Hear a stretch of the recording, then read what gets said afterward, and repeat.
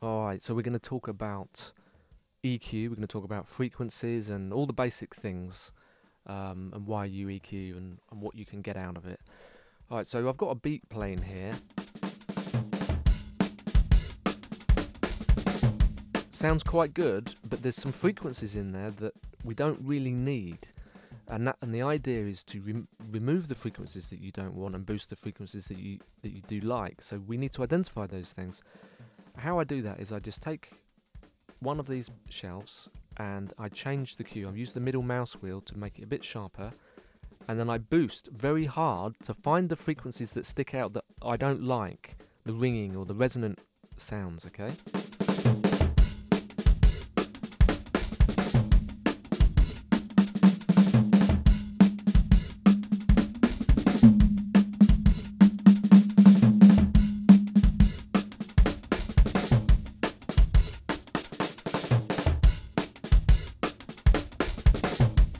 So I found this frequency I didn't like, and then I just removed it, and I changed the cue, keeping it quite small, okay? Because you don't want to affect too much of the sound. You just want to remove that one frequency. So we're going to bypass now and hear it before and after.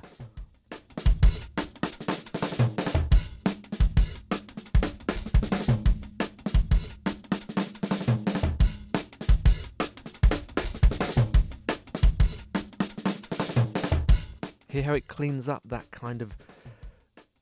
There's just a resonance there that we don't want. It's sort of a howling sound. And we might not really notice that, but in the mix, if you've got several tracks with these kinds of resonances, that adds up to what we call mud, which makes the track sound just muffled and amateur sounding. So you want to clean up everything, and this is the kind of thing we do. So now let's find a frequency that we like.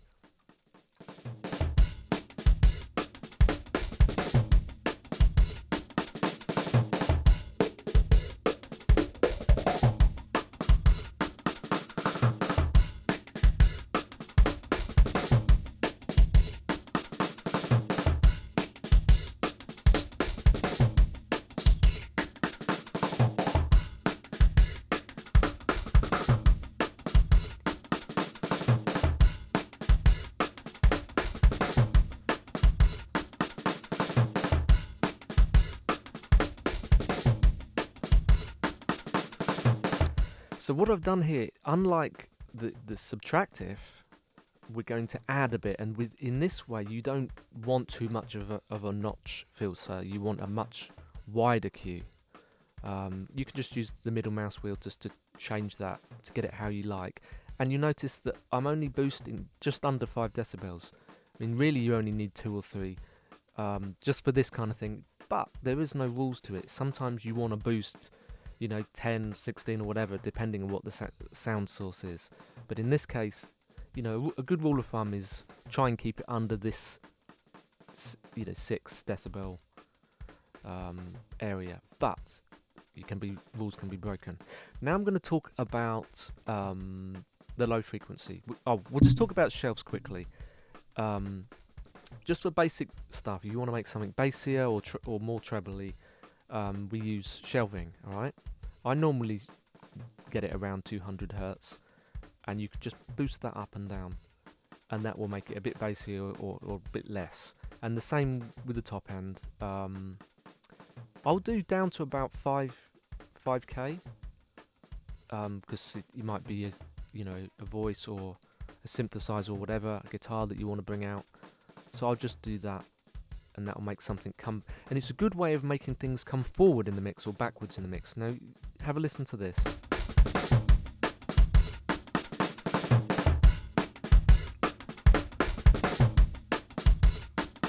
And with a wider cue you can stretch this right the way down, and that's a great way of bringing things forward and back.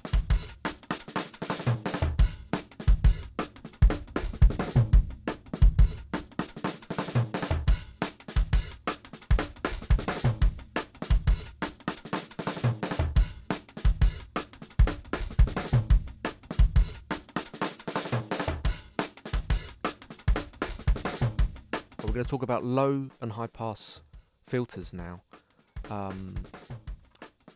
If you had several beats they will all be conflicting for the frequency. So you only really want one that's got the big low end, and so you want to cut off some of that frequency. And we use high pass filters here.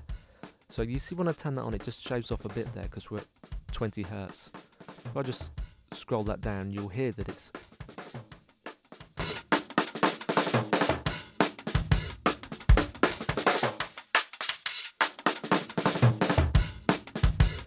some good frequencies are, I suppose, 40s, you know, you want to be subtle, you don't want to affect it too much, just take out a bit of rumble. 80 is the bass area, so you might want to cut it there, and 100 is a good standard that will really make things sound less bassy, basically. So I often will filter at 100, and I'll change this to be a much sharper filter.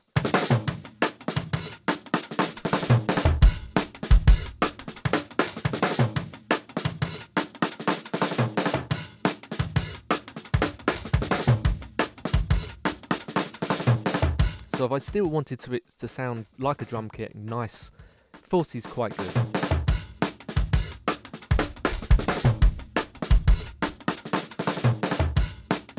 So it's taken away that real sub area that I didn't want.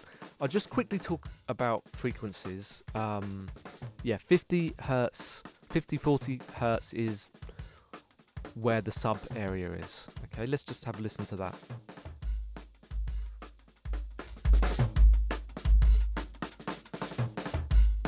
100 is the kick area, and that area that I removed is the tubby area, which it often has resonance stuff that we don't like. So between 200 and 300 you often kind of remove it.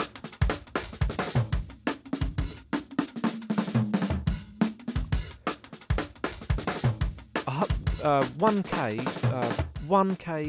to 1 and 2K are the mid areas. This is where the voice of a sound is. So 1.2 I'll often boost, and it won't be sharp like this. It'll be a wider one. Yeah, or 2.5 is another one I do, up to about 5. Okay, so that is your mid area between 1 and 5.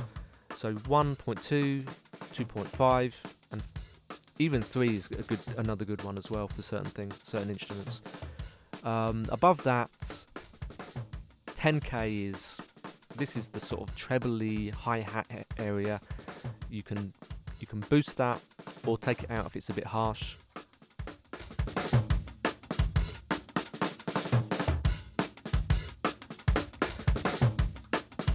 And then above 10K, between 10 and 12 is that area. Above that area is the air area. There isn't much on this loop, but if you boosted it between 16 and 20, you would start to get that airy sound.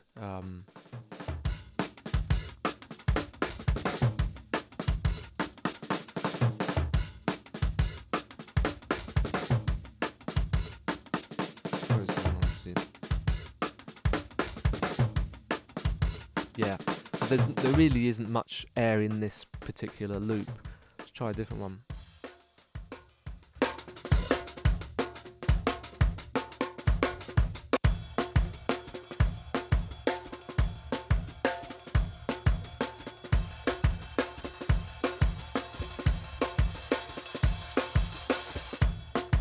You could hear a bit of that air of the ride coming out there. So that's some basic EQ stuff. One last thing I'm going to talk about is in Studio One is there isn't a really good filter, and in dance music they often use filters. So one thing you can do is you can actually make this EQ into a pretty good filter by taking one of the shelves and putting on a strong cue. And if you do that, yeah, but maybe 3, it creates this bell shape, right? Stick it right to the top and then go into the minus. And now we've got this shape. And then you want a really sharp shelf. Okay, let's just bring that down to about 2, between 2 and 3. And you can do the same with the other end. Stick that into minus. Stick it right to the bottom and stick 2 or 3 on there, and you get this similar shape. And then you can just sweep these up and down. Let's make that into the -24 there. And we'll do the same with this one, -24. And we're going to bring these cues to about 2.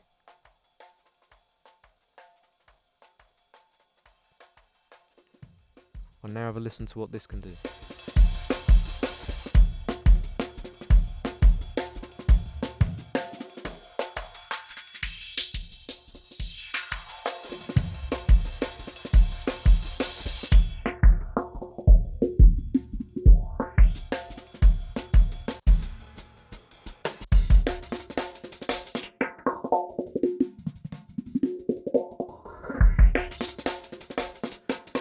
So that's a good way of getting yourself a filter in Studio One, and you can just save that as a preset and come back to it.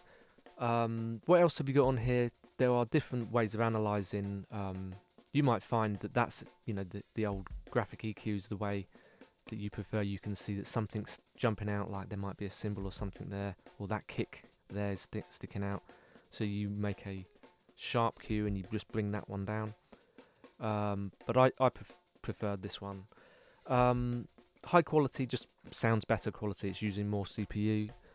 Oh yes, the auto is important to know. Now what happens is when you boost a frequency, you're adding volume. When you remove a frequency, you're removing volume. So what this does is this automatically recognizes what you're doing, and it will try to equalize the volume to what it originally was. Okay, so have a listen with it on.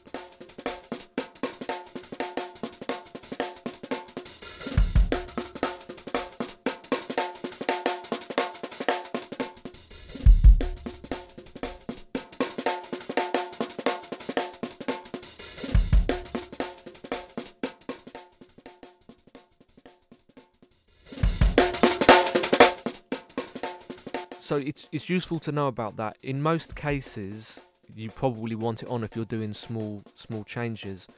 But in the mix, I often have it off because sometimes I do actually want to remove the volume of that whole area.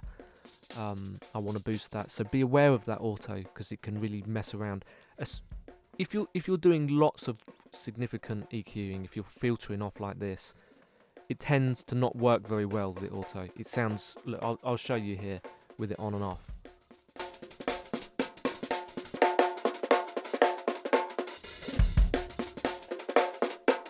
It sounds like it's much louder, so you know you'd want to actually change the gain yourself to match what you originally had. Otherwise, you're going to mess up the balance of your mix. So yeah, that's about it really for EQ. Hope that helps.